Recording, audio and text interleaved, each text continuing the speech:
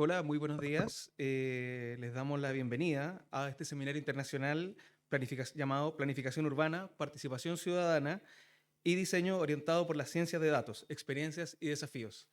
El día de hoy es un día especial, estamos conmemorando el Día Mundial del Urbanismo, la Semana del Urbanismo también, y además la conmemoración de los 70 años de la fundación del Instituto de Vivienda, Urbanismo y Planeación, IDUPLAN, que nace acá en la Facultad de Arquitectura y Urbanismo de la Universidad de Chile. Bueno, sin más preámbulo y para dar inicio a esta jornada, le doy la palabra a nuestro decano, Manuel Amaya.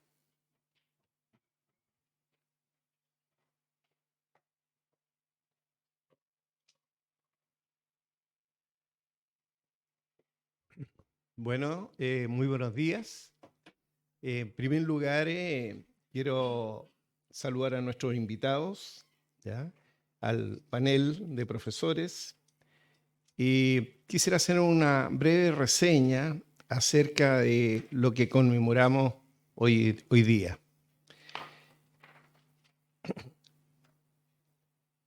El 2022, la Facultad de Arquitectura y Urbanismo se encuentra conmemorando los 70 años de la creación oficial de 3 institutos de investigación.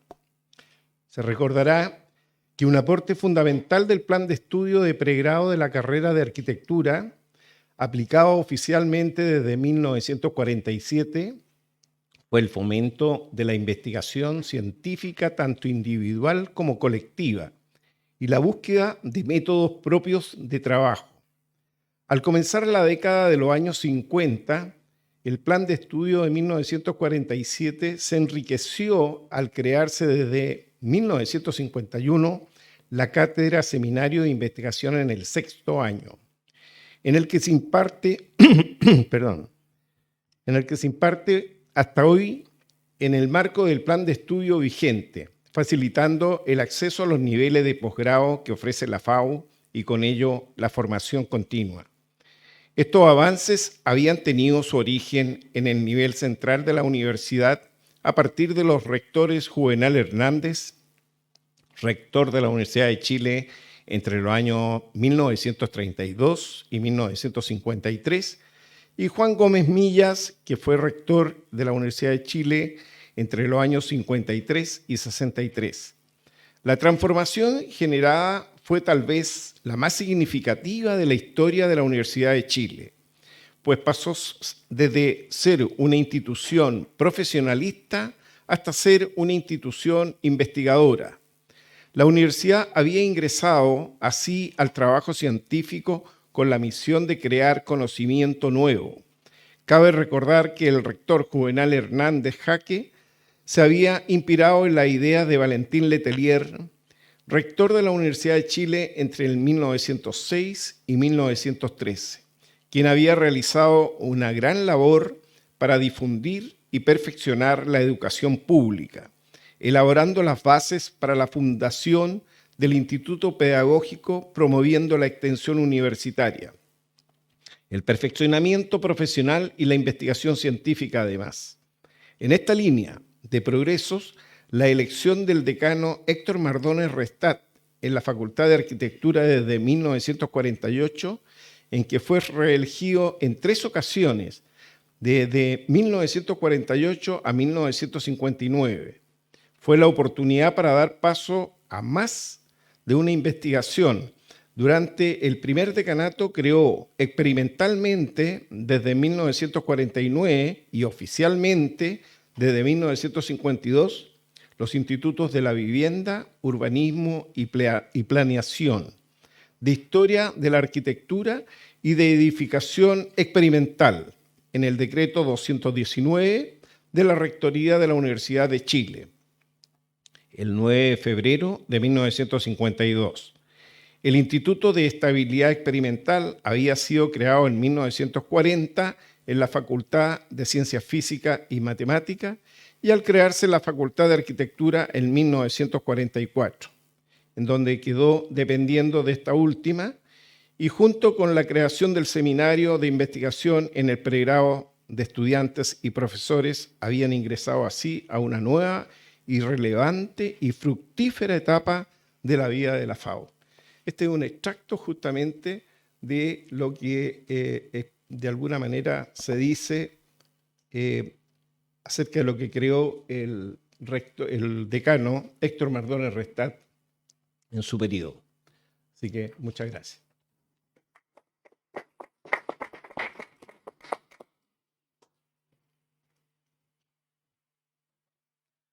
Muchas gracias, decano.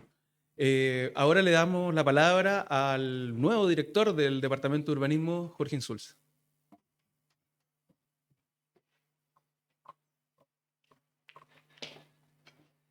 Bien, buenos días también. Muchas gracias a las y los colegas por estar presentes en esta interesante conmemoración que ya el decano ha hecho un muy buen resumen, ¿no es cierto?, de lo que estamos conmemorando y lo que significa para el Departamento de Urbanismo. Para mí, obviamente, es doblemente especial porque yo desde ayer asumí como director por el periodo de los próximos 2 años.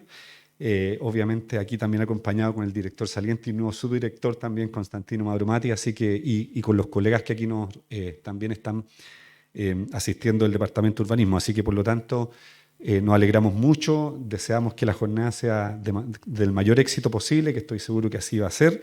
Y solamente quería compartir un poco también, reforzando lo que decía el decano, ¿no es cierto?, sobre lo que significa el IBUPLAN, ¿no es cierto?, y lo que acuña todo el legado de trabajo, de investigación, y yo diría investigación aplicada, porque efectivamente el IBUPLAN se marca como un instituto muy coyuntural en todo lo que significaba el quehacer urbanístico en su momento.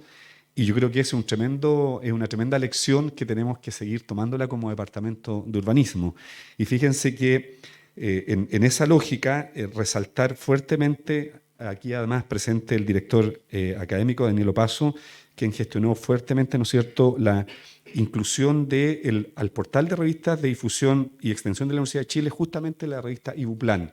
De hecho, no sé si se puede mostrar, pero tengo claramente los números, ¿no es cierto?, que van del 1964 a 1973, perdón, y es muy interesante ver, por ejemplo, revisar la revista, y de hecho invito a que cada uno y cada uno pueda hacerlo justamente del portal de la revista de difusión y extensión de la Universidad de Chile, porque efectivamente dentro de cada una de las revistas hay una cantidad tremendamente importante, interesante de trabajo justamente aplicado del momento, y yo creo que nos resulta como un trabajo historiográfico bien relevante, que yo creo que hoy día justamente permite conmemorar este encuentro. Solamente para hacer alguna alusión, por ejemplo, en la página 15 de la revista número 6 del año 1969, cuando yo nací además, dice, ¿no es cierto?, el Día Mundial del Urbanismo, por ejemplo. Habla justamente del Día Mundial del Urbanismo y dice, entendiendo así, el Ministerio de Vivienda y Urbanismo, a propósito de los colegas que nos acompañan,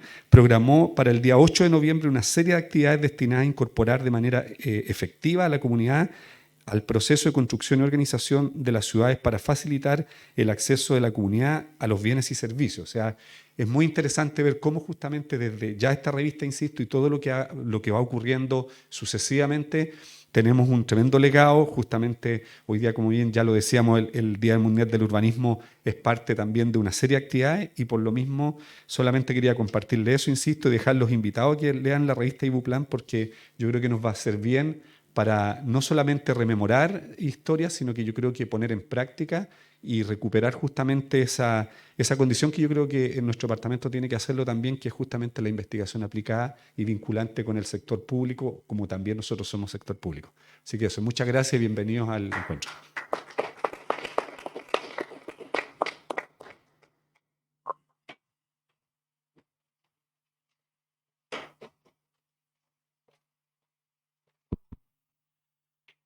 Muchas gracias, director. Vamos a comenzar ahora el seminario como tal, con el primer panel, que va a estar moderado por el profesor Constantino Mauromatis, a quien le damos ya la palabra para que maneje este primer momento del seminario. Muchas gracias, profesor Caimanque. Buenos días, bienvenidos a todas, todos, a nuestros invitados. Estamos muy contentos de recibirlos acá en la facultad. Me corresponde presentar esta primera mesa, panel 1, titulado Aproximaciones a la planificación urbana desde la ciencia de datos y la participación ciudadana. Tenemos a los siguientes expositores: a Julio Covarrubias, geógrafo de la Universidad de Chile, gerente de línea de servicio en Entel Ocean, profesor invitado de la Facultad de Arquitectura y Urbanismo de la Universidad de Chile, director del Diploma de Inteligencia Territorial y Geomarketing, Facultad de Economía y Negocios, Universidad de Chile, ganador del premio Franz Edelman 2022. A continuación tenemos también al profesor y director académico de la facultad, Daniel Opaso, arquitecto de la Universidad de Chile, doctor en Arquitectura y Estudios Urbanos con la Universidad Católica de Chile. Sus intereses de investigación se centran en las relaciones entre la arquitectura, la ciudad y lo político, con énfasis en los procesos de producción en espacios públicos y la participación en diseño a diferentes escalas. Antes de incorporarse a la academia, participó en proyectos de ordenamiento territorial, planificación urbana y gestión urbana. Daniel es profesor asociado del Departamento de Arquitectura de la Universidad de Chile. Tenemos después también a Isabel Zapata, que se encuentra en línea con nosotros. Es arquitecta de la Facultad de Arquitectura y Urbanismo de la Universidad de Chile. Magíster en Geografía, mención Relaciones Urbano-Regionales, Universidad de Chile. Especialización en Vivienda Social y Diplomado en Asentamientos Humanos de la CEPAL-CPU, Universidad de Chile. Es socia fundadora de Aviterra, Arquitectura y Urbanismo Consultores. Se ha desempeñado por más de 20 años como directora de estudios y especialista urbano-territorial, con experiencia demostrable en planificación urbana, mejoramiento de barrios, evaluación ambiental estratégica y estudios de accesibilidad territorial. Actualmente es candidata en el programa de doctorado de estudios urbanos de la Universidad Católica de Chile. Y finalmente tenemos también a Vicente Burgos como comentarista de este panel, que va a hacer las reflexiones finales. Vicente es abogado, urbanista, Master in Science y PhD en Planificación de la Development Planning Unit de University College of London. Actualmente es el jefe de la División de Desarrollo Urbano del MIMBU. Su experiencia profesional y académica se ha relacionado con el derecho urbanístico, la regulación de la planificación urbana, políticas de urbanismo y vivienda social. Vicente es profesor en la Facultad de Derecho de la Universidad de Chile. Bien, nuevamente bienvenidos. Nos es muy grato recibirlos acá en nuestro auditorio central de la facultad. Y les recuerdo que tienen cada uno de ustedes aproximadamente unos 15 minutos para poder hacer su presentación, y ojalá que podamos tener también tiempo después para una ronda de preguntas y comentarios del público asistente. Así que vamos a partir primero con Julio Covarrubias, así que te doy la palabra, por favor. Gracias. No sé si me escuchan, pero no sé si me escuchan allá. Está encendido, no sé si me logran escuchar en la casa. Ya.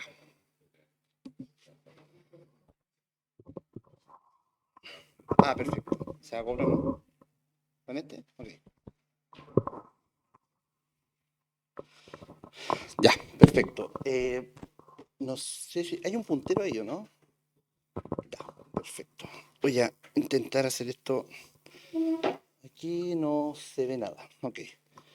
De los que yo le voy a hablar hoy día tiene que ver cómo nosotros somos capaces, ¿no es cierto?, de poder tener alternativas de data, ¿ya? Data viva, ¿no es cierto? Data que está en constante movimiento y data que nos va a permitir... ¿Ahí? ¿Sí? Perfecto. Data que nos va a permitir, ¿no es cierto?, poder entender no solamente una foto cada 10 años de lo que va pasando en el territorio, sino cómo el territorio va cambiando día a día, segundo a segundo, ¿ya? Y de cómo nosotros somos capaces de poder entender el dato telco, del cual yo trabajo. Yo soy funcionario de Entel, ¿ya? Y de su área de innovación, ¿no es cierto?, que es Entel Ocean, la unidad digital. donde lo que nosotros nos dedicamos es a entender el dato telco y transformarlo en un dato funcional para poder entender la movilidad y gestionar el territorio. Y en ese sentido, en 15 minutos voy a intentar, ¿no es cierto?, explicarles la naturaleza espacial del dato telco, ya cómo nosotros transformamos la llamada, los mensajes, los WhatsApp, ¿no es cierto?, en interacciones que nos permiten poder entender dónde están las personas y cómo se mueven.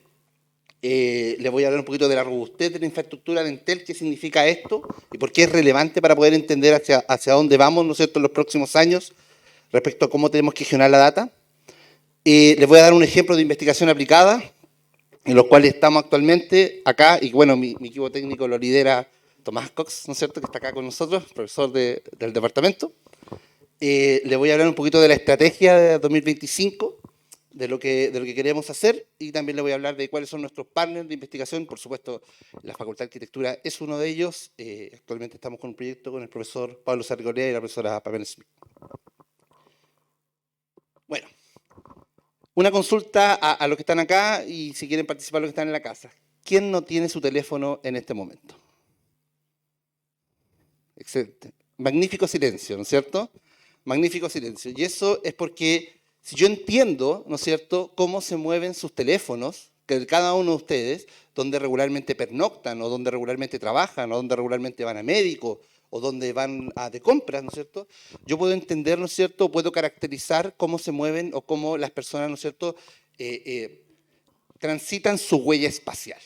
¿Ya? Entonces, en la medida en que yo, ¿no es cierto?, entiendo esta huella espacial, ¿no es cierto?, por supuesto, resguardando el anonimato, ¿no es cierto?, resguardando la privacidad de las personas, y esto es muy importante, quiero que quede súper claro, yo puedo entender la lógica del territorio, yo puedo entender el pulso de la ciudad, yo puedo entender la intensidad, ¿no es cierto?, de las infraestructuras urbanas.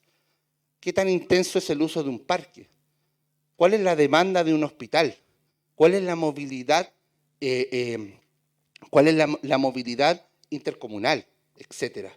O, por ejemplo, ¿cuál ha sido la migración en los últimos 2 años post pandemia? ¿Cómo mides eso? Lo mides con una encuesta cada cierto tiempo, ¿no es cierto?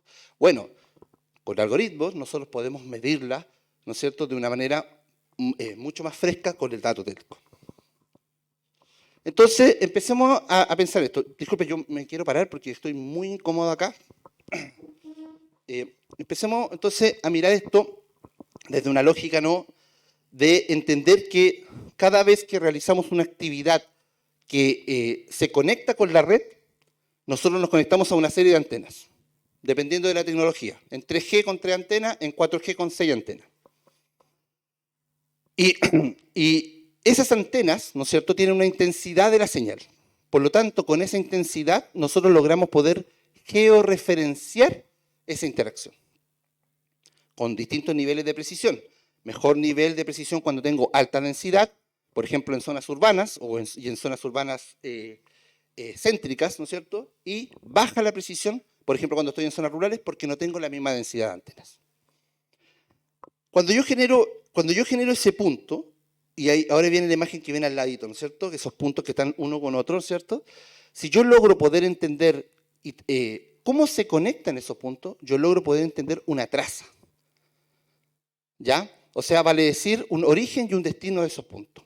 Y además, si yo logro entender cuando ese punto permanece en un lugar, yo puedo atribuir, si yo soy capaz de poder conectar con una geometría, que es la imagen que está al lado, ¿no es cierto?, la imagen de H3, de Uber, ¿no es cierto?, yo puedo entender, si yo le atribuyo un uso de suelo y una caracterización, puedo entender propósitos, puedo entender actividades.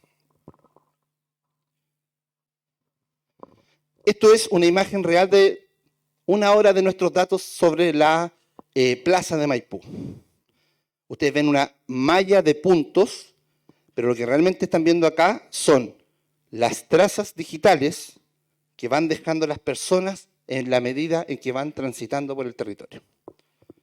Si nosotros pusiéramos esta imagen en 3D, ¿no es cierto?, veríamos muchos puntos sobrepuestos, miles de puntos sobrepuestos uno sobre otro de cómo estas personas están transitando. ¿Qué pasa cuando logramos poder conectar esos puntos? Tenemos imágenes como esta. Esto es como un rayos X, ¿o no? ¿No? Como un contraste, un escáner con contraste. ¿Ya? Esto es 1 hora de trazas digitales de las 8 a las 9 de la mañana en Santiago. Fíjense muy bien las vías estructurantes y las líneas de metro. Lo grueso que son esas líneas. O, por ejemplo, aquellas líneas. Definitivamente no voy a tener puntero. No. Ya. A ver acá. Acá. Perfecto. Entonces, y esa, por ejemplo, esa línea, esto es San Pablo y esto salta acá hacia Teniente Cruz. Pero acá, en este salto, no hay una vía estructurante. ¿Qué es esa línea que está ahí? Desde San Pablo, voy bajando por San Pablo, ¿ya? Y a la altura más o menos de Pudahuel, salto hacia Teniente Cruz. Pero ahí no hay una vía estructurante. El metro, exactamente. El metro. O sea, vale decir, ¿no es cierto? Estamos visualizando la movilidad de las personas, lo que están haciendo las personas en el territorio. Pero no basta con eso, ¿no es cierto? Tenemos que hacer una serie de procesos que nos permiten poder transformar este dato en un dato que sea confiable. Sobre todo porque, por ejemplo, el sistema público es bastante estricto, ¿no es cierto?, con las metodologías que se ocupan para poder hacer políticas públicas. Entonces, hay una serie de procesos que tenemos que hacer, ¿no es cierto?, después de la triangulación y georreferenciación, por supuesto, el almacenamiento y anonimización, cumplir con, ¿no es cierto?, los estándares éticos y legales de la compañía, ya como la Ley de Protección de Datos Personal, y transitar cada vez más hacia un estándar GDPR, ¿no es cierto?, donde cada uno de ustedes pueda dar su consentimiento respecto a lo específico que se hacen con los datos. Generar algoritmos de estimación de flujo, origen, destino, permanencia en infraestructura, imputarle características sociodemográficas, como por ejemplo nuestros datos tienen género, edad, grupo socioeconómico, y cuando ya, ¿no es cierto?, el dato empieza a ser caracterizado, cuando empieza a ser enriquecido, empieza a ser mucho más rico. Podemos dar la siguiente respuesta. ¿Cuál es la diferencia de la movilidad por género? ¿Existen diferencias? Seguramente sí. ¿Se comportan de la misma manera barrios industriales frente a hombres o mujeres? ¿Cuál es la distribución de la movilidad etaria? ¿Cómo se mueve la tercera edad? ¿Cómo se mueve la cuarta edad? ¿Cuáles son los servicios que ocupan? Bueno, este tipo de respuestas, sin necesidad de hacer encuestas que sean extremadamente caras y largas, ¿no es cierto?, en el tiempo, nos permite hacer con el dato teléfono. Y por supuesto, aplicar un factor de expansión. Y esto es súper importante porque nosotros somos Entel, por lo tanto, el dato que tenemos es un dato, o sea, representa el 40% del market share, el 40%, ¿no es cierto?, del mercado. Para aquellos que, ¿no es cierto?, entienden sobre estadística, tener un 40% de la muestra poblacional es bastante rico. Pero cuando tienes que, ¿no es cierto?, estratificar, empiezan las complicaciones. Entonces nosotros hemos generado un factor de expansión comunal, porque sabemos el market share por comuna en todo el territorio, y por lo tanto eso nos permite expandir. Y cada teléfono, ¿no es cierto?, arrastra el market share, el factor de expansión en las distintas actividades que genera. Bueno, pero no es todo tan bonito, ¿ya? El dato tiene fortalezas y también tiene debilidades, ¿ya? Por ejemplo, respecto a las fortalezas, el volumen de datos. Nosotros diariamente recogemos 800 millones de puntos y eso es todos los días desde hace 3 años atrás. Velocidad, cobertura, resolución, fortalezas del dato. Debilidades, la caracterización, por ejemplo.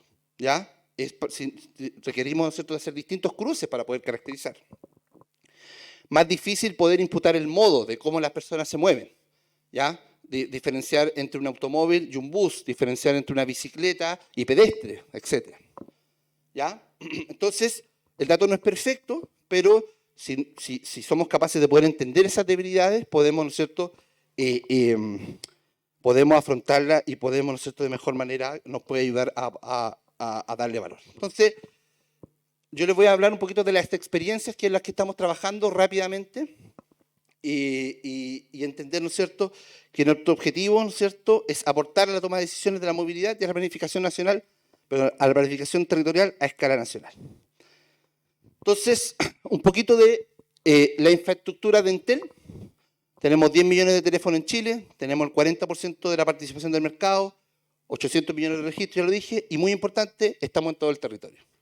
Entonces, eso nos permite, por ejemplo, para Cernatur, nosotros trabajamos con las trazas, nosotros trabajamos con Cernatur para poder describir, ¿no es cierto?, el turismo a escala nacional. Y nuestro dato es un dato oficial. Trabajamos con guías, tenemos Google Cloud Platform, trabajamos con BigQuery, con GeoPandas, con ArcGIS Pro, con GeoServe, con Carto, con Kepler. Trabajamos con herramientas, tenemos un tremendo equipo, parte de ellos, ¿no es cierto?, vienen de esta facultad, donde lo que hacemos es, ¿no es cierto?, a través de este dato, ¿no es cierto?, este dato telco lo transformamos en un dato territorial. Entonces, un ejemplo de eso es lo que estamos haciendo con EFE, por ejemplo. EFE entendió esto y dijo, ya, a ver, yo necesito expandirme, ¿no es cierto?, es parte de la línea programática de este gobierno, es expandir, ¿no es cierto?, el ferrocarril, y cómo rápidamente yo puedo entender cómo se mueven las personas y dónde yo tengo oportunidades para poder expandir el servicio. Entonces, con nuestros datos, por ejemplo, estamos en este momento entendiendo el origen-destino entre Puerto Montt y Puerto Varas. Y sabemos cuántas personas se mueven, estamos imputando el modo, si se mueven por la ruta 5, si se mueven por la ruta que está por detrás, por Puerto Varas, etc. Con Metro, esto viene fresquito. Metro, imputar modo Metro. Es un temazo, ¿no? Pero no solamente porque Metro sabe cuántas personas ingresan a su red. Lo que no sabe es cuántas personas salen o cómo se distribuyen en la ciudad. Por lo tanto, lo pueden imputar a través de las validaciones que vienen de vuelta. Pero es súper interesante entender, ¿no es cierto?, la primera y la última milla de ese viaje. Cómo se distribuye y cómo se distribuye la población flotante en la ciudad. Entonces, aquí tú tienes, ¿no es cierto?, abajo, los gráficos de abajo, ¿no es cierto?, tú tienes, por ejemplo, las validaciones de Metro, que es la línea, ¿no es cierto?, versus, ¿no es cierto?, los datos telco. Y vamos viendo, ¿no es cierto?, cómo el dato telco, después del algoritmo, ¿no es cierto?, para poder detectar el modo Metro, ¿ya?, se ajusta, ¿no es cierto?, a la curva de las propias validaciones de Metro. Y cómo territorialmente se distribuye, por ejemplo, ese San Pablo, el mapa que ustedes están viendo ahí, es los viajes con origen-destino San Pablo o que pasan por la estación San Pablo, ¿no es cierto?, y hacia dónde se distribuyen, ¿ya? Entonces, ustedes tienen, por supuesto, todo el eje de Alameda, parte del cono de Alta Renta, también está la plaza de Maipú, ¿ya? Y también está, por ejemplo, el Parque Enea. O sea, detectar esto, ¿a quién le interesa esto? ¿A quién le puede interesar, ¿no es cierto?, este tipo de información para la toma de decisiones? Esto es parte del trabajo que hicimos con el Ministerio de Transporte en la administración pasada, donde queríamos saber cómo impactaba, ¿no es cierto?, la movilidad, cómo se había sido impactado en la movilidad, ¿no es cierto?, la pandemia. Entonces, les pongo acá dos ejemplos de dos indicadores que generamos con la unidad de Big Data del Ministerio. Entonces, por ejemplo, personas que no salen de su hogar, ¿ya? Entonces, lo que estamos viendo acá en este gráfico, por ejemplo, en la comuna de Puente Alto, parte la pandemia, ¿no es cierto?, y esto se dispara, o sea, vale decir, la gente no salía de su hogar, por supuesto, ¿ya? Y vamos viendo cómo se fue recuperando paulatinamente el indicador. Y por el contrario, tenemos otro indicador por allá, que es la distancia media de desplazamiento, donde por el contrario, ¿no es cierto?, las personas inmediatamente cuando inicia la pandemia dejan de desplazarse. Fíjense, Puente Alto tiene en promedio 12 kilómetros de distancia media de desplazamiento previo a la pandemia y aún no se recupera, o bueno, hasta esa fecha no se recupera, y llegó a los 10, pero estuvo a 5, entre 4 y 6, ¿no es cierto?, kilómetros, o sea, la mitad del desplazamiento, la gente no se estaba moviendo, ¿ya? Y es interesante cuando empieza a hacer el comparativo. María Pinto, 44 kilómetros se desplazan en promedio. Providencia, 5 kilómetros.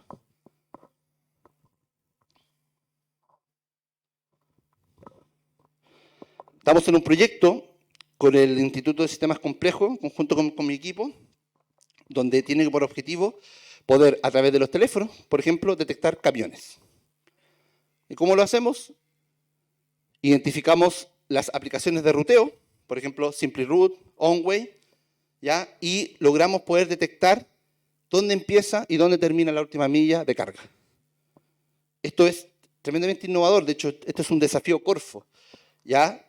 Donde conectamos la información telco, pero la información de aplicaciones, con usos de suelo, con algoritmos de comportamiento, como por ejemplo MapMatching, y logramos poder identificar el transporte de última milla. No quiero extender tanto, así que voy a intentar ir más rápido. ¿Qué pasa cuando nos centramos en una infraestructura? Por ejemplo, aquí yo les pongo un Costanera Center, puede ser un parque, etc. Y yo puedo entender cuando ese teléfono ingresa a esa infraestructura, cuánto permanece en ella y cuál es la caracterización. Por ejemplo, ahí abajo está la caracterización socioeconómica en distintos malls de la ciudad, donde yo tengo, no sé, por ejemplo, la diferencia de GCE entre el Costanera Center y el Mall Plaza Oeste es súper bien identificada, donde el Costanera Center es súper intenso, ¿no es cierto?, en C1A y en C1B, versus el Mall Plaza Oeste, que es súper intenso en C3, por ejemplo. Y la imagen que yo tengo allá, ¿no es cierto?, tiene que ver con la distribución de la demanda, ¿ya? Donde más azul, ¿no es cierto?, es más intensa la demanda del Mall Plaza Oeste. Entonces yo puedo simplemente, ¿no es cierto?, mapear la demanda, ¿ya?, de un punto, de una infraestructura, de un servicio en la ciudad. Imaginemos que eso puede ser un parque, puede ser un servicio, un hospital, etc. Y entender también una serie de métricas como cuánto permanecen las personas en esa infraestructura, cuál es el gasto potencial de esas personas, porque nosotros hacemos el link con la encuesta de presupuestos familiares, donde le imputamos el gasto a los grupos socioeconómicos, y cuál es la distribución de visitas mensual. Este es súper interesante, para que vean un ejemplo. Este es el Open Plaza Kennedy, que está al lado del Parque Arauco, y fíjense esa subida abrupta que tiene el 10 de agosto. Bueno, esa subida abrupta es cuando IKEA se instaló y abrió su puerta. Y se mantuvo, ¿no es cierto?, por varios días la gente hacía cola afuera. No me interesa IKEA, sino que lo que me interesa es como que puedan entender como el potencial de poder saber qué está pasando, ¿no es cierto?, en el territorio. Ya, y hablemos un poquito de estrategia, ¿no es cierto? Y con esto termino. ¿Y qué es hacia dónde nosotros queremos ir? Históricamente, en mi formación de geógrafo en esta facultad, nosotros nos hemos centrado acá, ¿no?, en lo que describimos los fenómenos, ¿no es cierto?, y diagnosticamos los fenómenos. Y hacia dónde nosotros queremos transitar con los datos territoriales, ¿no es cierto?, a empezar ya a poder predecir los fenómenos y a poder tomar acción frente a esa predicción. Eso es lo que te permite este dato. Y esa es la diferencia con la encuesta, ¿ya? Este dato te permite poder tomar acción frente a esa predicción. ¿Qué acciones, por ejemplo, podríamos haber tomado o qué acciones se están tomando frente a la explosión demográfica que hay en Puerto Vara, por ejemplo? Donde está lleno, ¿no es cierto?, de parcelaciones y tenemos una tremenda presión sobre toda la infraestructura urbana, sobre todos los caminos, etc. Bueno, eso es un fenómeno que podríamos haber monitoreado.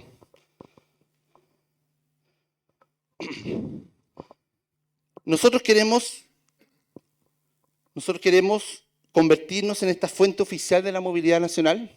Ese es nuestro objetivo, de la movilidad de las personas, del transporte de carga, de ciudad, entendiendo población flotante, flujos, puntos de interés, ¿no es cierto?, entender el consumo digital de las personas y cómo, ¿no es cierto?, a través de una plataforma como servicio donde los distintos organismos, ¿no es cierto?, se puedan conectar y puedan consumir esta información de manera libre, ¿no es cierto?, y sin ninguna restricción.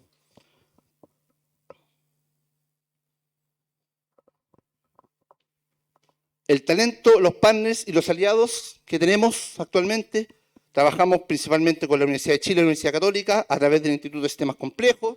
Tenemos profesores de la Facultad de Economía, de Ciencias Físicas y Matemáticas, de nuestra facultad. Y también trabajamos con la Universidad Católica, con la Facultad de Ingeniería y con el Centro de nacional de inteligencia artificial. Tenemos partners claves como Wallaby, como Nomon, como TransApp, como consultores, como Criteria, que nos ayudan, ¿no es cierto?, en los distintos desarrollos que vamos realizando. Eso es. Muchas gracias.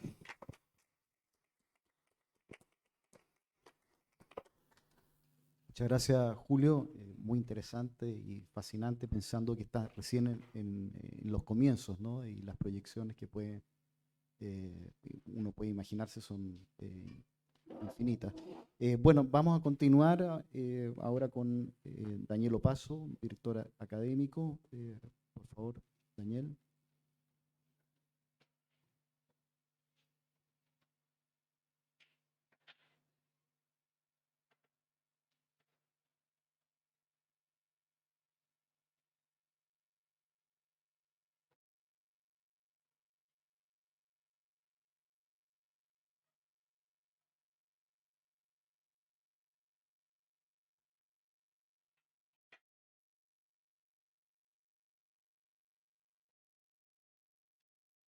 Ahí sí.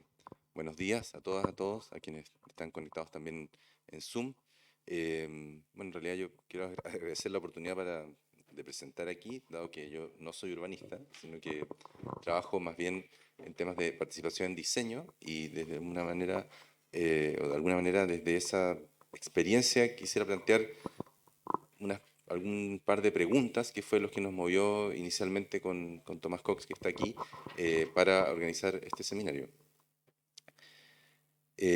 Bueno, el título es quizá más que la presentación, pero es un poco una señal de la pregunta que me gustaría dejar instalada y que creo en los paneles que seguirán durante el día probablemente haya elementos muy interesantes para empezar a darle forma a esa pregunta.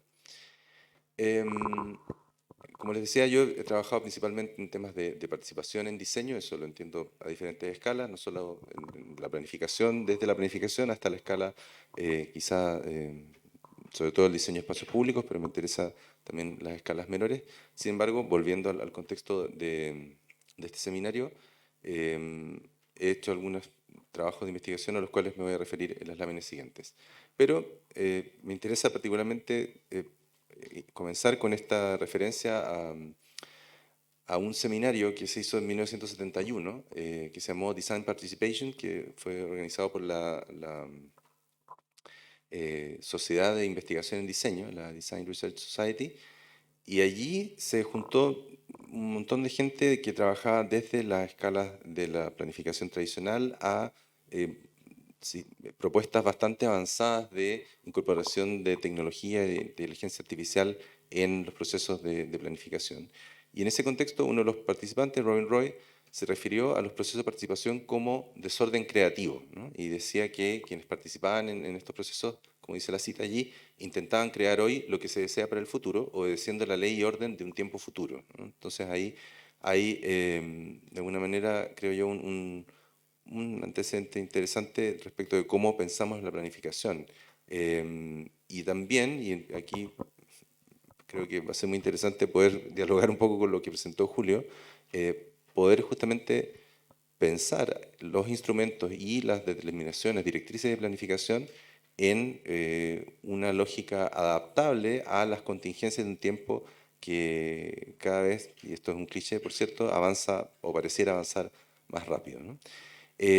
También creo que es necesario decir, aunque pueda parecer quizá obvio para los asistentes, que en nuestro país también en las últimas décadas había un resurgimiento de la demanda por participación, tanto en el ámbito de las comunidades, pero también en la academia. Aquí en esta facultad se han hecho varios trabajos y reuniones de este tipo en torno a esa perspectiva, ¿no? El entender los procesos de participación en planificación territorial y urbana. Y en ese contexto, en esa demanda, probablemente elementos centrales en términos discursivos han sido la idea de inclusión, por una parte, y vinculación, por otra, ¿no? Entonces, yo quisiera plantear, simplemente para abrir el debate, que de alguna manera para poder pensar estos procesos de planificación inclusivos, vinculantes y, por cierto, relevantes en términos de resultados, deberíamos pensar el tema y digamos, el panorama al menos en tres escalas. Por una parte, la arquitectura institucional, por otra parte los procesos de diseño en sí mismos y por último los procedimientos y los instrumentos que al final del día en nuestro contexto local determinan mucho lo que se puede o no pensar hasta cierto punto. Y allí, y espero no incomodar a nuestro invitado, hay que decir que la planificación y el diseño urbano en Chile son complejos y complicados en parte, y según mi perspectiva y lo que he podido investigar, fundamentalmente porque a nivel estatal, de la organización del Estado para el desarrollo de la planificación, no existe una organización coherente, no hay una arquitectura institucional clara, uno podría decir legible, transparente. Se producen superposiciones, vacíos de competencia, a veces hay eventuales conflictos en el desarrollo de proyectos de distintas escalas en un mismo territorio, y eso, por cierto, tiende a dificultar los procesos de participación. El esquema que se ve en la izquierda de la lámina es un trabajo que hicimos hace varios años atrás, 5 años atrás, con un grupo de investigación, que estábamos justamente tratando de entender el esquema, o más bien los ámbitos de competencia de las distintas agencias del Estado en la planificación del territorio y en la producción de espacios públicos en este caso, a partir de la legislación. Y se da un esquema como el que pueden ver ahí, ¿no? De distintas agencias interviniendo en más de un nivel y generando, como decía hace un momento, estas superposiciones de competencia y a veces conflictos. Y también en términos de parte de lo que nos interesa en este seminario, de las instancias de participación en la planificación, también hay que decir que esa arquitectura institucional, además de compleja y en algunos casos, digamos, conflictiva, también es invisible para el gran público, ¿no? Y por lo tanto, en aras o con miras a potenciar la participación ciudadana, ciertamente poder visualizar esa estructura, cómo se participa, cuáles son las secuencias de desarrollo en el tiempo de un instrumento u otro, es una tarea muy relevante. Y lo que vemos acá es un ejemplo que hicimos, un levantamiento obviamente ex post, del ciclo de participación o de diálogo, o también de conflicto, en el desarrollo de un parque que, como muchos parques en Chile, se generó no en virtud de un plan, sino en virtud de una compensación ambiental en el desarrollo de la autopista Acceso Sur a Santiago. Y lo que es, bueno, si las personas que están en línea quizás lo ven con más claridad, pero lo que tratamos de graficar es cómo fue evolucionando el mapa de actores en el tiempo. Y primero estaba la ciudadanía, representada en la Junta de Vecinos, el municipio y el MOP. Como el proyecto se extendió tanto, con los cambios de gobierno que hubo en la década pasada, que como para quienes nos acompañan desde otros países, hubo cambios de alianza, de signo político 4 veces en 16 años, esas mapas de actores se fueron quebrando y después recomponiendo lentamente. Y un proyecto que podría haberse demorado 3 años, finalmente se demoró 12 en concretarse, ¿no? Y en esa dilación, en esa extensión exagerada, tuvo que ver, como les decía hace un momento, la imposibilidad de las personas, de los actores territoriales involucrados directamente o directamente afectados, para poder comprender el proceso de desarrollo de esa planificación. Siguiendo con el tema de participación, hasta la introducción de la Ley de Participación Ciudadana en Chile el año 2011, lo que se consideraba como participación, en particular en el ámbito de la planificación territorial, tenía que ver con la exhibición pública de un instrumento ya terminado, ¿no? Y eso, bueno, desde la dictación de la ley, la implementación de protocolos para implementar la participación fue lenta. Y de alguna manera también, digamos, contemporáneamente, esa manera de hacer, de diseñar una planificación de alguna manera terapéutica o informativa, como podemos ver en el gráfico de la derecha, de la conocida escalera de la participación de Sherry Arnstein, hizo crisis en ese momento, y hubo varios ejemplos donde las comunidades forzaron que, en el caso de Santiago, por ejemplo, que ciertas modificaciones de los instrumentos de planificación local se plebiscitaran. Los alcaldes, digamos, involucrados también se jugaron esa carta, digamos, de llevar el conflicto a una votación, y perdieron en 2 o 3 casos, y, digamos, tirando por la borda todo el trabajo de planificación que se había hecho a lo largo de una buena cantidad de años. Actualmente, a partir de la dictación de esa ley, todos los ministerios están obligados a definir normas generales de participación. En el caso del Ministerio de la Vivienda y Urbanismo, si bien la norma desde el 2014 incluye el concepto de control ciudadano, que en la escalera de Einstein es el nivel más alto de involucramiento, en la práctica, si bien tiene modificaciones muy recientes de abril, que yo creo que son un avance en términos que definen los ámbitos donde se participa con un poco más claridad, donde todavía falta mucho trabajo por hacer, una crítica constructiva, es en el ámbito de los procedimientos, puesto que no están definidos. No hay, por ejemplo, el Ministerio en particular de Vivienda y Urbanismo desarrolla una serie de manuales, ¿no? Por ejemplo, no sé, manuales de distintas ordenanzas, de distintos cumplimientos de legislación en la planificación, en la edificación, etcétera. Pero en el ámbito de la participación no hay todavía yo creo, un diálogo consistente, y es también una invitación, yo creo que nuestra facultad puede aportar en esa conversación, a definir procedimientos. A mí me tocó ver, hace ya una buena cantidad de años, 6 más o menos, proyectos que tenían, digamos, el mandato de realizar participación ciudadana. En este caso eran no proyectos de planes, sino de desarrollo de espacios públicos. Y en rigor, este mandato quedaba como suspendido, como una especie de deber, pero sin que quienes hacían esos proyectos, o sea, consultores privados, tuvieran ninguna orientación de cómo hacerlo. Entonces, nos tocó desde ver casos donde las personas hacían lo que les mencioné hace un momento, en el fondo mostrar un proyecto casi terminado, a otro caso en una localidad muy chica donde el arquitecto a cargo del proyecto abría su computador y decía a la gente con el software de diseño abierto, bueno, ¿qué le gustaría que cambiáramos acá? ¿No? Entonces, esa indefinición, a mi juicio, conspira contra una participación más robusta, que es un poco el objetivo que quisiera plantear como tema de conversación. Y en ese ánimo de aportar, también me parece que sería interesante considerar lo siguiente.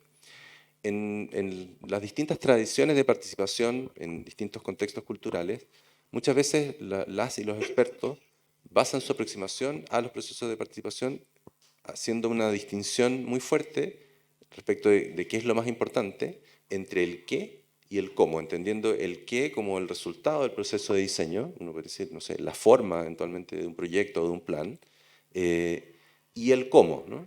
Que sería el proceso. O sea, algunas personas dicen, y estoy obviamente sobresimplificando, lo más importante es el resultado final y ahí se mide la calidad de la participación, mientras que otras personas dicen, no, lo importante es la experiencia de las personas en el proceso. Sin embargo, esa distinción binaria, y que a mi modo de ver también es hasta cierto punto artificial, creo que en cierta medida oscurece o nubla algo que debiese ser quizá el centro de los procesos participativos y deliberativos, que es entender el qué del diseño, no como el resultado, sino como el problema de diseño. Y aquí voy a dar un ejemplo muy simple. Suele ocurrir que se hacen instancias de participación donde, por ejemplo, y voy a usar una caricatura, a las personas, voy a seguir con los ejemplos del diseño de un parque, se les dice, bueno, mire, este es el parque. ¿De qué color le gustaría a usted que fueran las bancas de este parque? Evidentemente ahí hay una decisión, alguien podría arguir que eso es, hay personas que no son expertas tomando una decisión, pero en el fondo el problema de diseño ya se definió mucho antes.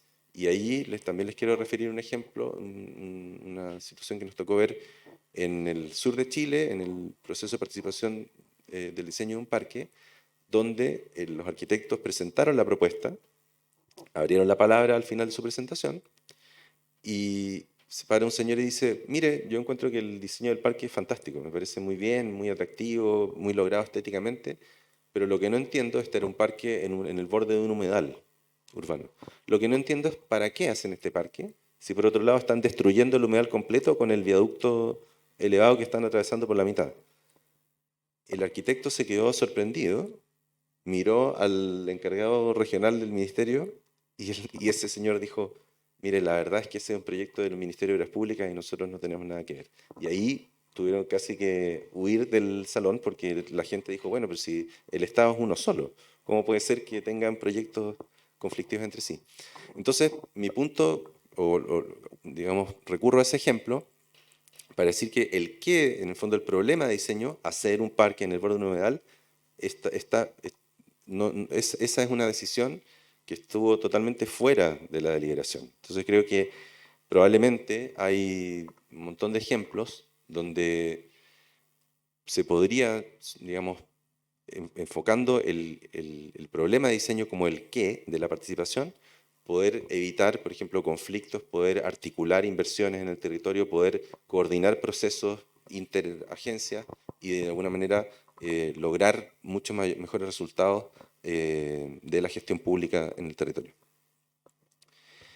Ahora, para acercarme un poco más al tono de este seminario y terminar planteando un poco esa pregunta abierta a la que me referí, creo que para poder incorporar plenamente a las comunidades en la deliberación sobre los problemas de diseño o en el fondo los objetivos de planificación, la imagen objetivo, podemos usar diferentes términos, es necesario también repensar no solo los procedimientos a lo que me refería anteriormente, sino también los instrumentos. Y yo creo que estamos, y a propósito de lo que mostró Julio, estamos en un momento donde para mí por lo menos es legítimo preguntarnos si el instrumento del plan sigue siendo viable, ¿no? como aparato para poder pensar el territorio a futuro y poder de alguna manera hacernos cargo de las diferentes variables que se están midiendo casi en tiempo real, pero por otro lado tenemos procesos de planificación que duran 15 años y se aprueban planes reguladores cuando o sea, al día siguiente que se aprobó el plan ya está obsoleto, ¿no? Tenemos ejemplos muy contingentes que podría nombrar, pero no los quiero aburrir. Entonces, en ese sentido, creo que hay una necesidad de quizá pensar, ayer conversamos con la profesora Natalia Escudero que está aquí, no sé si reemplazar del todo el plan por el modelo o el sistema, uno podría decir, pero sí quizá combinarlos, ¿no? Y solo cito como ejemplo un proceso que estamos haciendo con profesores del Centro de Modelamiento Matemático de la Universidad de Chile para el Gobierno Regional Metropolitano a través de un fondo de innovación regional, donde lo que se plantea es la implementación de una plataforma digital deliberativa masiva para discutir la imagen objetivo de desarrollo de la región al 2050. No, de nuevo, no los voy a cansar con los pormenores, pero hay ahí, de alguna manera, no una confianza ciega ni un tecno-optimismo total en que esas plataformas van a entregar todas las respuestas, pero sí la convicción de que es necesario avanzar a mecanismos de deliberación que efectivamente sean más ágiles, ¿no? No solo más ágiles en términos del tiempo, del proceso mismo de esa deliberación, sino también que puedan recibir mayor información, ¿no? Y que los participantes y las participantes puedan recibir mayor información.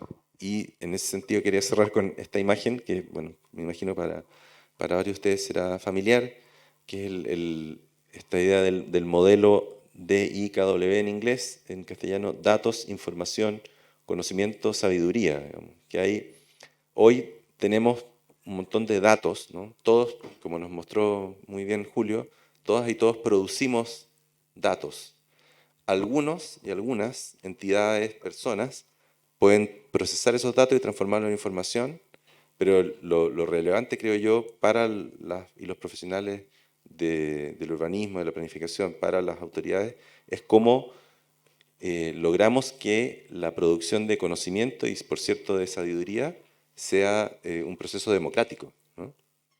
Entonces, allí solo cerrar con dos citas. Una también muy conocida en relación con este esquema, esta pirámide del poeta inglés T.S. Eliot, que dice: ¿dónde está la sabiduría que perdemos en el conocimiento? ¿Dónde está el conocimiento que perdemos en la información? Evidentemente no es un llamado a la ignorancia el que hace T.S. Eliot, sino que en el fondo hoy resuena como un llamado a poder despejar, digamos, alguien podría decir separar la paja del trigo y decir, bueno, estamos nublados de datos, pero en el fondo es como diseñamos rutas para construir información, conocimiento y sabiduría colectivamente, ¿no? Ahí uno de las personas que contribuyó a la consolidación de este modelo, Russell Ackoff, profesor norteamericano, también decía, ¿no? La información, como las noticias, envejece rápidamente. El conocimiento tiene una vida más larga, si bien inevitablemente también se vuelve obsoleto, como lo tenemos muy claro en la universidad. La comprensión tiene una breve permanencia. La sabiduría, a menos que se pierda, es permanente, pero esa sabiduría yo creo y reitero, y con eso dejo la palabra y agradezco de nuevo la oportunidad, debe ser producida colectiva y democráticamente a través de procesos de deliberación que sean, por cierto, transparentes, informados y que sean también incidentes. Y ahí hay un desafío, creo, muy relevante en cómo modificamos nuestra institucionalidad y también nuestros instrumentos. Gracias.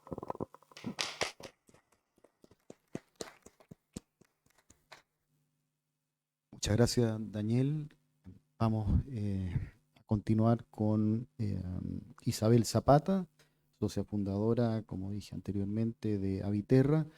Isabel nos acompaña aquí telemáticamente, así que le ofrecemos la palabra. ¿Qué tal, Isabel? Gracias. Pero por supuesto, agradecer la invitación. Estoy intentando poner la presentación. Ustedes me dicen si se ve bien, ¿no? ¿Me escuchan? ¿Sí? Bueno, primero, obviamente agradecer muchísimo esta invitación.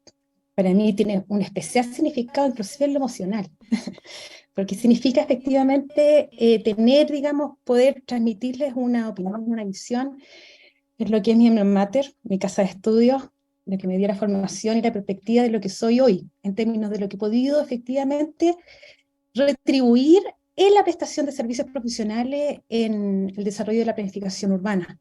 Me he dedicado a la planificación urbana desde que efectivamente egresé de la facultad.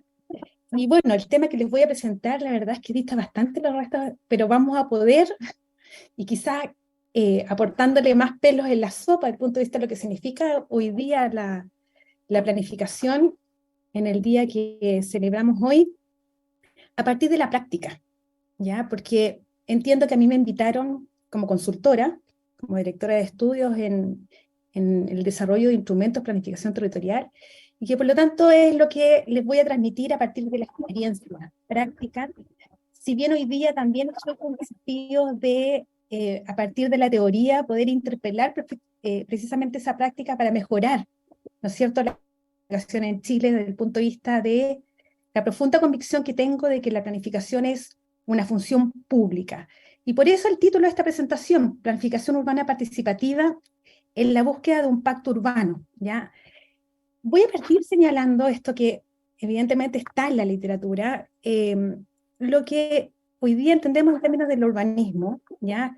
Si bien antes de, y ya lo han expuesto un poco en términos de lo que es una visión más fisicalista, de lo que era tradicionalmente, inclusive cuando en los mediados de las décadas de los 90, asumíamos la planificación y el urbanismo en sí desde un análisis de sistema, ¿ya? Intentando de alguna manera dilucidar la complejidad de la dinámica de los desarrollos urbanos, y que por lo tanto lo asumíamos como un proceso a lo mejor puramente técnico, científico. Hoy día claramente, ¿no es cierto?, nos enfrentamos a escenarios completamente distintos, entendiendo que hoy día el urbanismo y la planificación es objeto de debate político, y la participación, por cierto, juega un rol central en esta aproximación.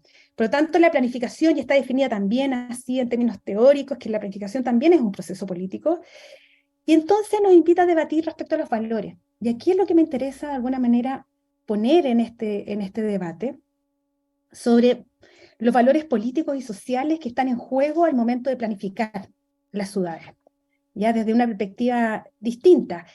Y por eso esta imagen que les presento respecto a cómo planificamos hoy, ¿ya?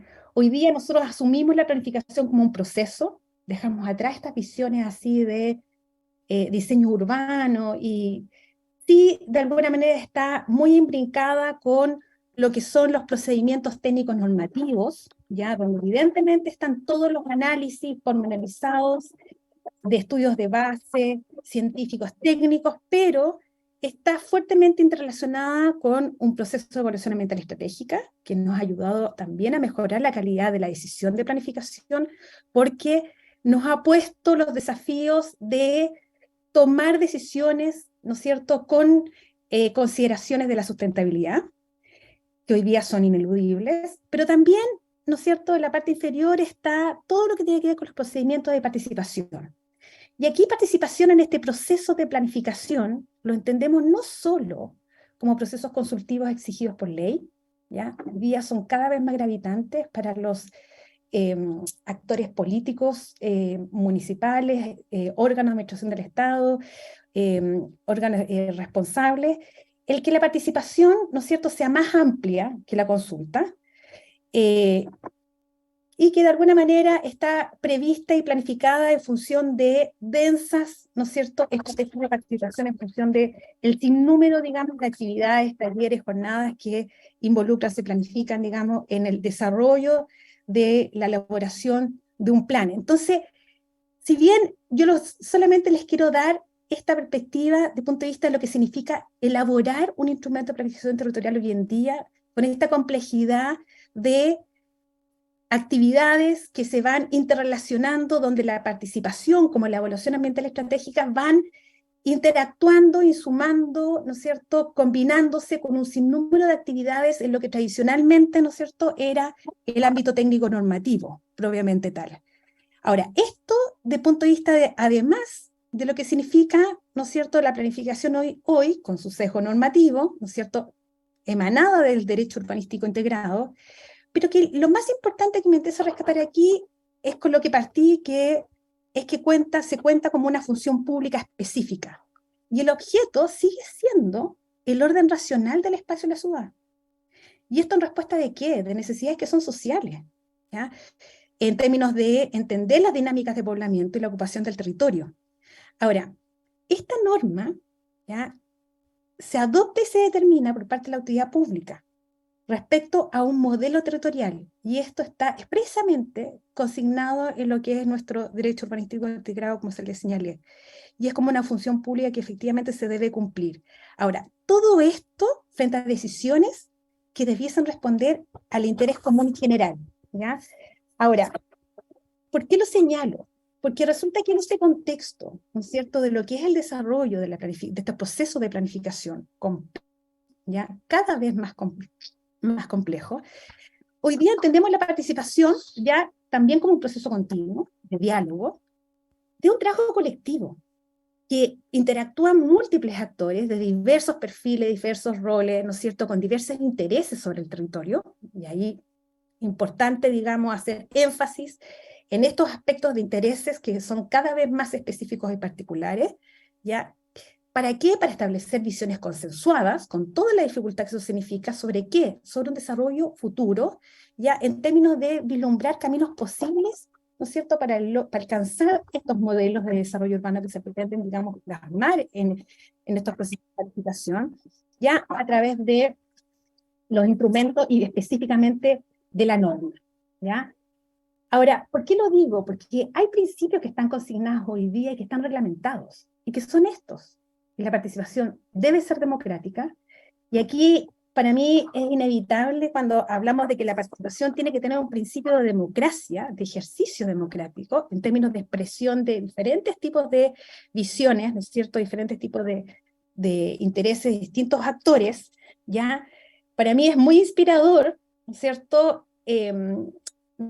la teoría de democracia deliberativa de Feinstein, por ejemplo, en la cual evidentemente ella habla y interpela directamente el liderazgo del planificador, ¿ya?, de la planificadora, en términos que debe conducir una interacción entre los actores, pero esa interacción debe arribar a acuerdos, ¿ya? Debe además garantizar que no domine intereses particulares de determinados grupos. Y además, debe dar cuenta de alguna manera y generar condiciones para que la opinión de las personas, ¿ya?, se expresen en una relación, ¿no es cierto?, a la información recibida, pero también se predispongan positivamente a modificar puntos de vista, ¿ya?, a partir de lo que significa el diálogo, la interacción, la conversación, ¿no es cierto?, el escuchar también a otros desde el punto de vista, digamos, de lo que significa involucrarse en términos de poner los intereses que tenemos todos sobre el territorio. Ahora, con todo esto también está señalado explícitamente que no solamente tiene que ser democrática, sino que también tiene que estar adecuada a un contexto político, ¿no es cierto?, en términos a dar cuenta de realidades culturales, ¿no es cierto?, socioeconómicas, de género, étnica. Hoy día tenemos todos estos otros temas puestos, digamos, sobre la palestra, que tiene que ser de buena fe. Y esto es muy importante, porque esto genera, o sea, pone, digamos, en relieve lo que significa, ¿no es cierto?, valorar las confianzas mutuas, ¿ya?, en, ¿no es cierto?, los procesos de diálogo, ¿no es cierto?, y de conversación. Y además tiene que ser transparente. Hoy día tenemos la ley de transparencia del mercado del suelo, que obviamente, ¿no es cierto?, implica publicar todos los actos administrativos, resoluciones, procedimientos, documentos, todo lo que está relacionado con estos procesos.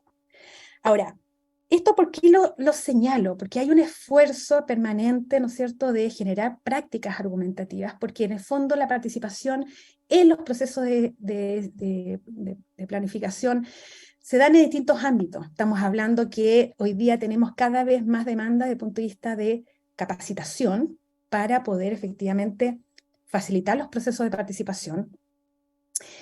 No solamente información, dar cuenta de, ¿ya?, sino que también abrir espacios de consulta donde uno puede efectivamente interactuar con estos distintos puntos de vista. Y el tema de la deliberación también es un tema que hoy día es un tema complejo, a propósito de que depende directamente de la voluntad política, ¿ya? En qué medida las autoridades, los órganos responsables de la planificación son capaces o tienen, digamos, la voluntad de delegar determinados ámbitos de decisión en términos de que la comunidad, los actores, digamos, del territorio puedan efectivamente deliberar respecto a lo que implica la determinación de las normas urbanísticas de un territorio. Ahora, la pregunta quizás cae bien de maduro, ¿no es cierto?, respecto a lo que significa estas prácticas y todos estos niveles, ¿no es cierto?, de participación, y si acaso todos los intereses están igualmente representados, ¿ya? Y aquí nuevamente doy cuenta, digamos, un poco de lo que también nos dice Feinstein en términos teóricos. Dice que efectivamente es importante garantizar en la planificación, ¿no es cierto?, el que se vean representados al menos, ¿no es cierto?, en el mismo nivel, la opinión y los intereses de los más desventajados, ¿ya? O que, ¿no es cierto?, también los intereses que se ven representados en la toma de decisión de planificación respecto a los más favorecidos no vayan en desmedro de los más desfavorecidos, ¿cierto? Y eso, por cierto, hoy día es un desafío desde el punto de vista de orientar estos procesos, ¿no es cierto?, de planificación y decisión. Entonces, evidentemente, siempre nos estamos preguntando, ¿no es cierto?, en cada uno, digamos, de nuestros contextos institucionales y territoriales, ¿cierto?, ¿cómo se toman finalmente estas decisiones? ¿Ya? Por cierto, por ley está en el órgano responsable, ¿no es cierto?, el que sanciona finalmente, ¿no es cierto?, un instrumento. Pero, ¿en qué medida, digamos, las decisiones, las opiniones, ¿no es cierto?, las visiones de la comunidad, ¿no es cierto?, de la empresa, ¿cierto?, hoy día están incidiendo finalmente en la decisión última y en el diseño final, digamos, que terminan promulgándose en este tipo de instrumentos.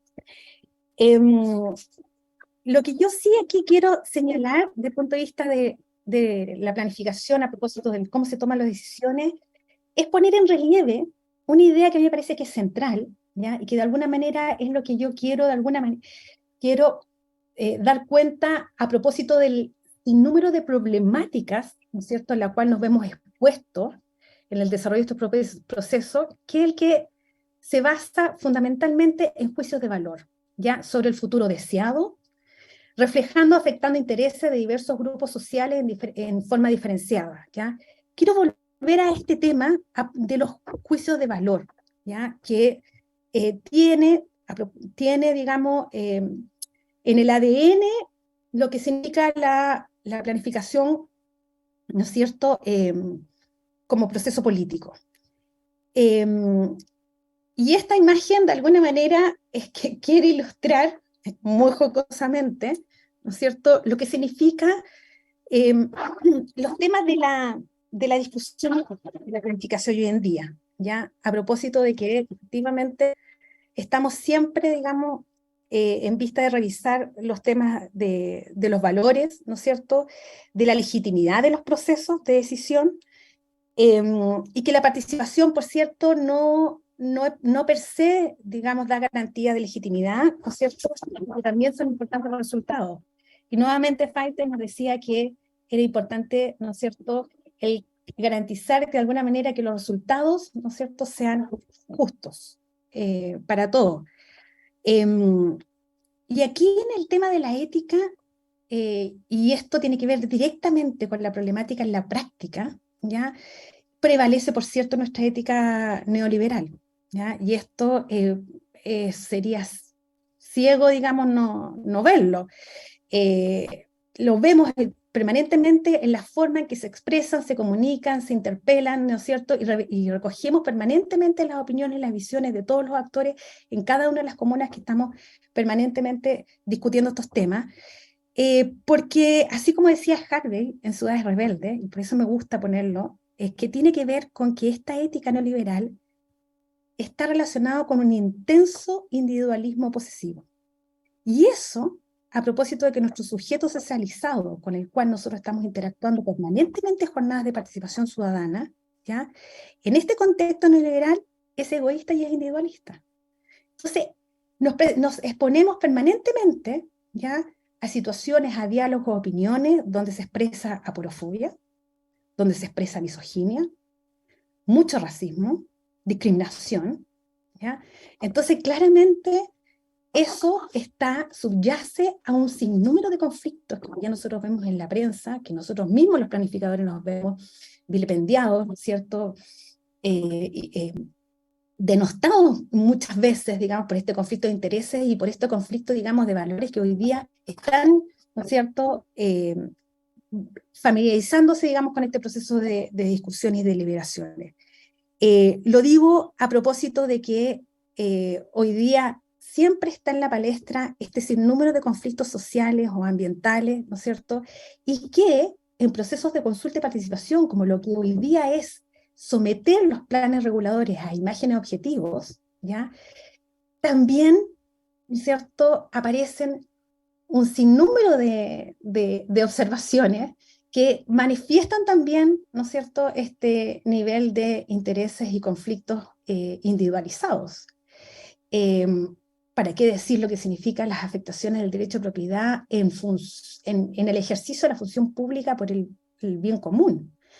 Y aquí yo en esta transparencia se los traigo como botón de muestra porque este fue el caso, ¿ya?, de una comuna que sometió a una consulta pública el año 2015, donde nosotros tuvimos 35 sesiones de consejo para resolver 262 acuerdos a propósito de la consulta de imagen objetivo.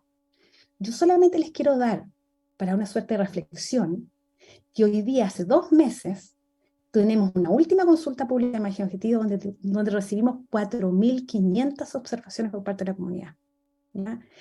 Ahora, ustedes podrán imaginarse lo que significa para esas municipalidades, para esos consejos municipales, ¿no es cierto?, someterse a la cantidad de sesiones extraordinarias para dar respuesta una a una en forma consensuada, las 4.500 observaciones que se recibieron en el contexto de ese proceso, ¿sí? Ahora, con todo, ya en el intento de ir cerrando, hay 2 problemas, ¿no es cierto?, que han permanecido lo hemos visto permanentemente, ¿no es cierto?, durante 20 años, pese a todos los esfuerzos de cambio normativo, reglamentación, de ir incorporando de alguna manera la mejora en estos procedimientos en términos de evaluación y participación, ¿ya? Primero es que no nos hemos podido despegar del foco de los problemas en la ciudad. Hemos querido instalar el tema de la imagen objetivo, por lo tanto siempre estamos en esta disyuntiva de planificamos o regularizamos, ya que siempre está la mirada diagnóstica sobre la necesidad de instalar una mirada estratégica desde el punto de vista de orientar una toma de decisión desde el punto de vista de ese futuro deseable, ¿no es cierto?, de romper la tendencia con una decisión deliberada desde el punto de vista, digamos, de cómo tiene que transitar el desarrollo cómo tiene que evolucionar el desarrollo de la ciudad. Y el IBT, el Instrumento de Planificación Territorial, siempre está como una alternativa de factibilidad técnica legal para los proyectos de desarrollo urbano, ¿ya?, en términos de, ¿no es cierto?, darle cabida, regularizarle y darle una norma ad hoc, pensando siempre primero en el proyecto, ¿no es cierto?, antes del plan. Y esa es la segunda gran interrogante que siempre nosotros nos vemos, digamos, expuestos en el interés privado particular que siempre se antepone al interés colectivo, ¿ya?, o predominantemente, ¿ya?, se antepone.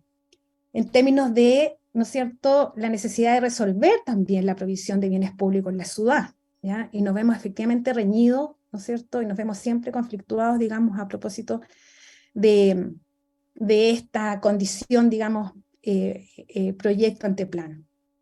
Ahora, en términos metodológicos, ya a propósito de lo que significa la práctica de la planificación, habiéndole dado cuenta de alguna manera de este contexto, digamos, de problemáticas en las cuales nos vemos expuestos, ¿no es cierto? Siempre nos hacemos la pregunta desde el punto de vista de las metodologías adecuadas, donde, por cierto, en función de cada contexto, ¿ya?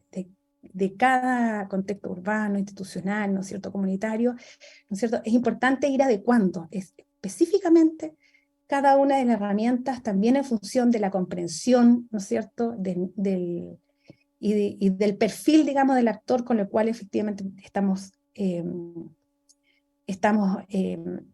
sumándolo, digamos, a estos procesos.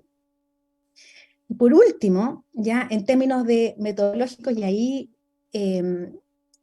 también ir cerrando ya con esta última lámina, en términos también de ir dejando una opinión ya para el debate, quizás, y para la reflexión, y que tiene que ver con también la participación que nos hemos visto, ¿no es cierto?, un poco mandatados ya a incorporar también en temas tan recientes, ¿ya? Y esto es un desafío ya que tenemos hoy, a propósito, digamos, de la promulgación de la política nacional para la ¿cierto?, que señala explícitamente el que se debe implementar esta evaluación de riesgo de desastre y los instrumentos de planificación territorial, ¿ya? Hoy día estamos recién, ¿no es cierto?, desarrollando y hemos hecho algunas experiencias respecto a implementar metodologías para poder consultar, por ejemplo, el tema de variables de cambio climático, ¿no es cierto?, el tema de amenazas. Hoy día tenemos que analizar los niveles de exposición, ¿no es cierto?, de los sistemas urbanos, ¿no es cierto? Y para qué decir todo lo que significa el análisis de vulnerabilidades para poder resolver el tema del riesgo. ¿Y para qué? Efectivamente, para responder ahora uno de los principales desafíos que tiene la planificación respecto a cómo construimos ciudades más resilientes, ¿ya?, frente a este mandato de adaptarnos al cambio climático, ¿ya? Y eso implica efectivamente la reposición, ¿no es cierto?, restablecer, ¿no es cierto?, juicios de valores ya quizás no solo respecto al futuro deseable, sino que hoy día algo que efectivamente nos permita, ¿no es cierto?, la sostenibilidad de la vida urbana, como lo que significa, digamos, la urgencia de adoptar medidas en este sentido. Finalmente, decirles que mantenemos la fuerte convicción de que la planificación debe mantenerse como una función pública, ¿no es cierto?, y que nos va a permitir, de todas maneras, ¿no?, enfrentar los nuevos escenarios que se nos vienen, pero siempre mediante la búsqueda de un gran pacto urbano, ¿ya? Eso, finalmente. Así que agradecerles. Con eso terminé. Muchas gracias. Muchísimas gracias, Isabel. Planteas un tremendo desafío de cómo poder manejar esta tremenda demanda por mayor participación, las complejidades de las estructuras políticas, la cantidad de datos y, por otro lado, la necesidad de poder responder a esas transformaciones que requieren responderse cada vez más rápidas. Y ahí se produce, obviamente, un problema mayúsculo. Bueno, en beneficio del tiempo, la verdad que estamos bien escasos de tiempo, así que le vamos a dar inmediatamente la palabra a Vicente Burgos, que repito, es jefe de la División de Desarrollo Urbano del MIMBU. Así que, por favor, que va a hacer los comentarios finales. Aquí te paso. Gracias, voy a tratar de reducir mi tiempo para cumplir con los tiempos también. Pero la verdad es que las exposiciones de Julio, de Daniel y de Isabel son bastante interesantes. Me toca comentarla y me es un poco complejo porque hay un hilo al fondo, pero hay tres perspectivas bien distintas, pero que ciertamente aportan miradas que son, creo que, las tres claves como para replantearnos ciertos desafíos en torno a cómo planificamos hoy día nuestras ciudades. Por una parte, Julio nos habla de los datos vivos y el fondo de cómo podemos pasar de participaciones que pretenden ser una foto finalmente cada 10 años, a cómo eso va siendo incorporado a nuestros procesos de planificación. o más bien a los distintos tipos de decisiones que tomamos en la ciudad.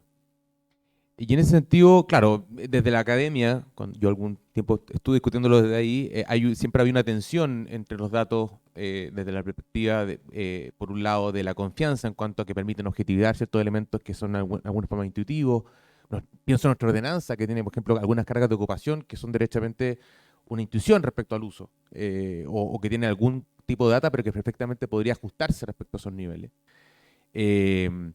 Y también la posibilidad de ahorrarle tiempo a muchas personas que muchas veces no tienen el tiempo para participar, no tienen el tiempo para poder asistir a las mesas, versus la de confianza, que muchas veces tiene que ver con la automatización de datos y que finalmente también pudiese quitarle parte de la decisión democrática en los territorios. Yo creo que hay un desafío bien importante de ver cómo vamos incorporando esos elementos que ciertamente hoy día están excluidos de nuestro proceso de participación, al menos objetivamente. Nos plantea algunos procesos han hecho el esfuerzo, pero en nuestra normativa no canaliza dicho espacio. Yo creo que vamos a tener que tomar ciertas decisiones en cuanto a actualizar y poner ciertos límites también, por cierto, a cómo podemos enfrentar esos desafíos en virtud de estos datos que no teníamos hace 20 años. Hay que recordar que nuestra ordenanza, si bien ha sido modificada 30 veces estos últimos 20 años, lo cierto es que esto es una norma que estuvo pensada para implementar el año 92, la ley del año 74. En consecuencia, tiene algunos años, para no decirlo, porque el fondo se reforma permanentemente, por cierto, pero efectivamente hay ciertas visiones que siguen estructuradas desde ese momento.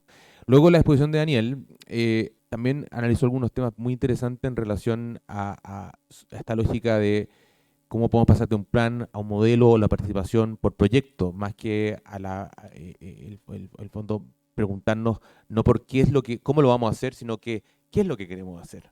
Con plantear problemas en una escala de planificación, lo que ciertamente es una pregunta respecto a la gestión urbana, ¿no es cierto?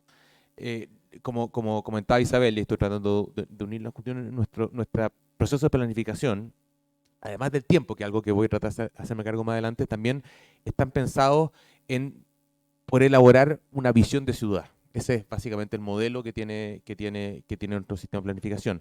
Pero ciertamente cuando nos enfrentamos a procesos de gestión urbana, a cómo tomamos decisiones más en el corto plazo, si bien hemos ido incorporando algunos elementos, por ejemplo, a través de la ley de aporte de espacio público, o por ejemplo también recién ahora, en abril de este año, publicados los planes maestros de regeneración, ciertamente hay una distancia importante entre nuestro sistema de planificación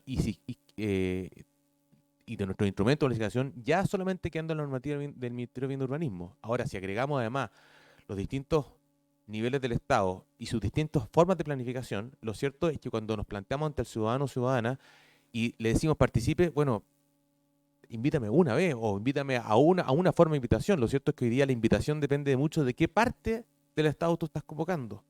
En el mismo proceso de planificación, de hecho, muchas veces, a mí me ha tocado participar en ambos lados y hay confusión muchas veces cuando primero hay una participación vinculada a la evaluación ambiental estratégica, posteriormente a la imagen objetivo, posteriormente al anteproyecto. Le ponemos un desafío muy, muy importante a nuestros planificadores como Isabel, de alguna forma una normativa que se ha ido recargando con buenas intenciones muchas veces, pero no ciertamente con un punto que es bien clave que menciona Isabel. La función pública de la planificación. Y esa función pública tiene una promesa, finalmente, poder repensar el futuro, cambiar la realidad y pensar el futuro de otra forma o mantenerse de esta forma. Pero esa promesa, para que sea factible de prometer, requiere ciertos requisitos. Unos requisitos que esa promesa sea factible de verse, no sé si en el corto plazo, pero a lo menos en el mediano. Si yo con invitación, planifiquemos la ciudad, y esto cuando, bueno, la verdad es que nuestro promedio son 7 años y medio. Bueno, voy a tener menos ganas de participar en el fondo. Lo cierto es que hay ciertos procesos de planificación que se demoran menos. Por ejemplo, estoy pensando en el plan regulador de Renca, que se demoró 3 años y medio. En ese sentido, efectivamente, eso rescata algo que también comenta Isabel, en relación a que esto no es una tramitación técnica, esto es una deliberación política. Y en consecuencia, el liderazgo político de los alcaldes o alcaldesas en ese nivel, o incluso un consejo municipal, ciertamente hace la diferencia a la hora de un procedimiento de plan regulador comunal.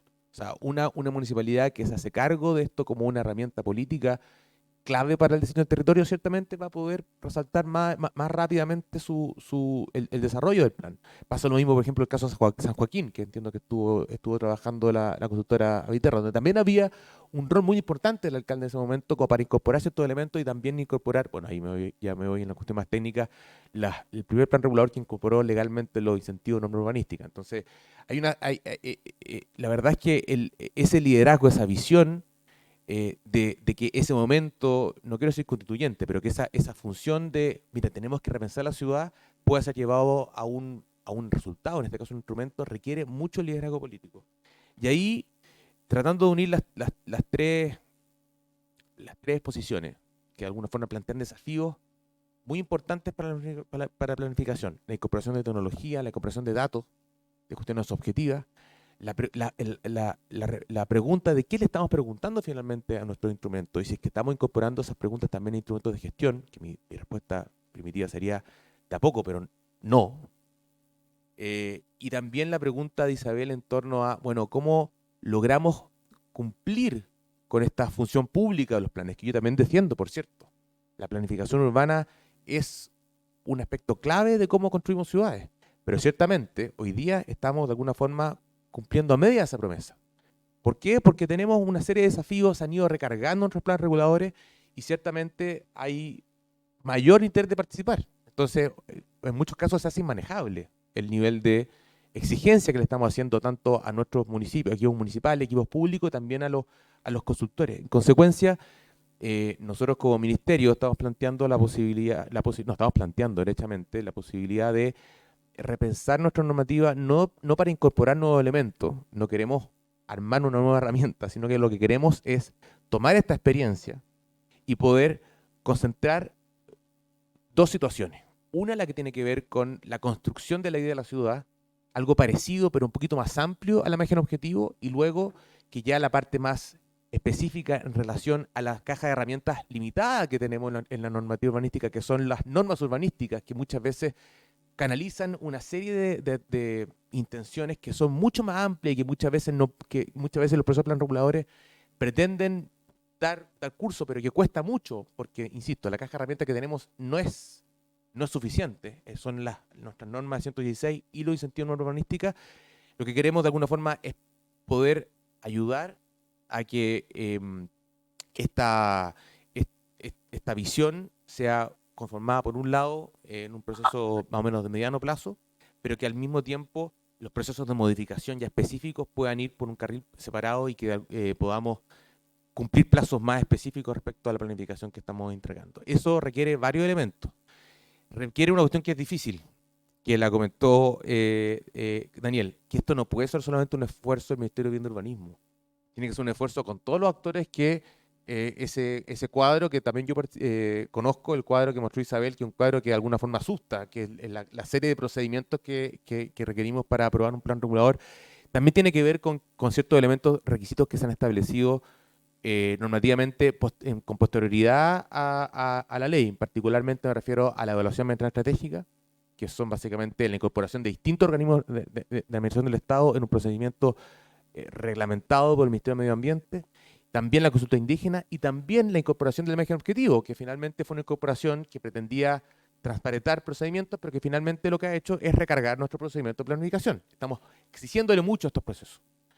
Entonces, para poder cumplir con lo que exponía o con el problema que comentaba Daniel, bueno, para eso tenemos que ponernos de acuerdo como Estado. Esto tiene que ser un esfuerzo público de poder entregar una herramienta de planificación y que luego la gestión urbana que realicemos pueda ir por un carril más rápido y también que pueda, insisto, cumplir con esta lógica. Y aquí lo último, un poquito con mi función de abogado, que no puedo olvidar, aunque he tratado de hacerlo muchas veces, ciertamente problemas que tienen que ver con nuestra normativa también tienen que ver con la canalización que hace la normativa urbanística respecto a distintas intenciones y objetivos. Estamos hablando antes del seminario, hay desafíos nuevos, el cambio climático, por ejemplo, a los que los instrumentos de planificación de alguna forma podrían incluir a través de las evaluaciones ambientales estratégicas, pero no son un objetivo consensuado específico de nuestros planes reguladores. Recientemente se incorporó este mayo que ahora las Seremi de Vivienda y Urbanismo van a poder exigir ciertos estándares de integración social y urbana a nuestros planes reguladores. O sea, hay avances ciertamente. Planificar el territorio, si lo comparamos de aquí a 20 años, es distinto. Pero creo que para este ministerio el desafío es poder tomar toda esa enseñanza y lograr encontrar un procedimiento que pueda cumplir justamente con encontrar ciertos elementos objetivos e incorporarlos a la discusión de los planes reguladores, que permita replantear las preguntas, pero que al mismo tiempo que las respuestas que entreguemos no queden muchas veces solamente a merced de que ese liderazgo político exista, porque se puede, pero cuando no existe tenemos planes reguladores que lamentablemente se demoran muchos años y que finalmente delegitiman finalmente la acción planificadora. Creo que es el desafío de nuestro ministerio. Eso quería...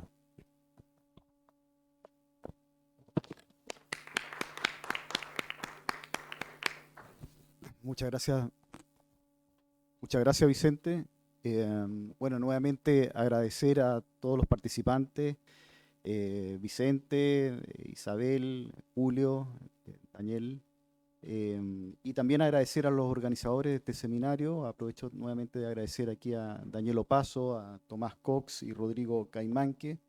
Y bueno, en beneficio del tiempo, la verdad que ahora corresponde a un pequeño coffee break, así que les vamos a pedir que si tienen consultas o comentarios que los realicen a través del chat y los organizadores podrán responderles oportunamente.